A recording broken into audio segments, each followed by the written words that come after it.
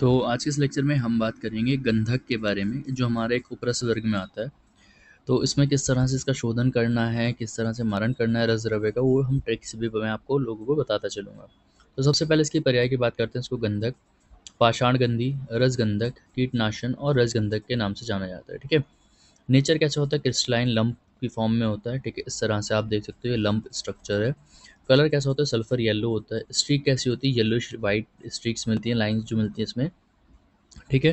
Cleavage इसके अंदर poor होता है। फ्रैक्चर की बात करते हैं तो कॉन्क्वाइडल होता है। लस्टर की अगर आप देखो तो रेजिन जैसा दिखता है, जैसे आपको रेजिन मिलता है, ठीक है, उस फॉर्म में इसका लस्टर होता है। ट्रांसपेरेंसी की बात करते हैं तो ट्रांसल्यूसेंट होता है। अब इसकी जो आयुर्वेद के अकॉर्डिंग उत्पत्ति है वो क्या बताई गई कि पार्वती देवी की जो रज है उससे गंधक की उत्पत्ति हुई है, यानी कि मेंसेस से क्या हुआ है, पार्वती देवी के गंधक की उत्पत्ति मानी गई है। अब हम इसके भेद की बात करते हैं तो भेद के विशेषता के अनुसार बताया गया है। पहला बताया गया शुक चचु और दूसरा बताया गया पीतवर्ण। मतलब शुक चचु का मतलब क्या है कि जैसे तोते की पूंछ होती है ना, उसका जो वर्ण होता है उसके समान वर्ण का या पीला वर्ण का। वर्ण के अकॉर्डिंग बात करें, वर्ण के अकॉर्डिंग तो सफ़ेद, पीला, रक्त और कृष्ण यानी कि काले वर्ण का होता है।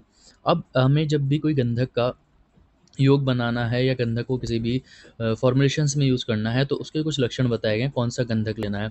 सबसे पहले इन्होंने क्या कहा, शुक पिच सदृश्य, मतलब जैसे तोते की पूंछ होती है, उसका जो वर्ण होता है उसके समान बताया गया। पित्त वर्ण की मक्खन के सदृश्य, चमकदार, चिकना, कठिन तथा स्पर्श में कैसा होना चाहिए, स्निग्ध होना चाहिए। ऐसा गंधक आपको किसी भी रस द्रव्य का फॉर्मुलेशन करा या फॉर्मुलेशन को प्रिपेयर कराने के लिए लेना है।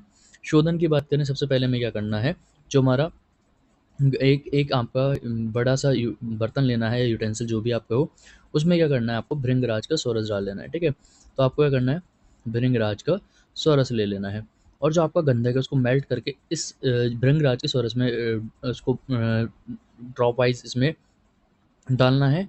और बाद में क्या करना है, जब ये ड्रॉप्स जो रहेंगी इसमें क्या करना है, फिर से इस ड्रॉप्स का, जो गंधक के ड्रॉप्स है, इसको मर्दन करना है आपको भृंगराज सोरस से, ठीक है? भृंगराज सोरस से मर्दन करना है।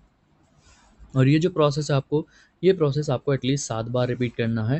तो इससे क्या होगा, गंधक का शोधन हो जाएगा। तो क्या कहा गया है कि पिघलाकर भृंगराज सोरस में गिरा देते हैं और इसके बाद क्या करते हैं, सोरस से ही मर्दन करते हैं और 7 बार यही करते हैं, मतलब 7 बार इसी प्रक्रिया को रिपीट करते हैं। अब हम इसकी दोष की बात करते हैं तो यहाँ दो दोष प्रेजेंट होते हैं, शिलाचूर्ण या इसके अंदर विष प्रेजेंट हो सकता है। अब ये शोधन अभी मैंने आपको बताया। इसके बाद हम बात करते हैं इसके फॉर्मुलेशंस के बारे में। तो फॉर्मुलेशन क्या मिल जाएंगे मार्केट में, रस परपटी, रस सिंदूर और आरोग्यवर्धनी वटी या आरोग्यवर्धनी रस। ठीक है, ये आपके तीनों ही आपके इंपॉर्टेंट योग हैं जो आपके पेपर 2 में आपको पढ़ाए गए हैं। लेक्चर्स में मैंने नीचे डिस्क्रिप्शन बॉक्स में दिया, आप वहाँ से जाके देख सकते हो। आई होप आपको लेक्चर पसंद आया होगा। मिलते हैं नेक्स्ट वीडियो में, तब तक के लिए गुड बाय।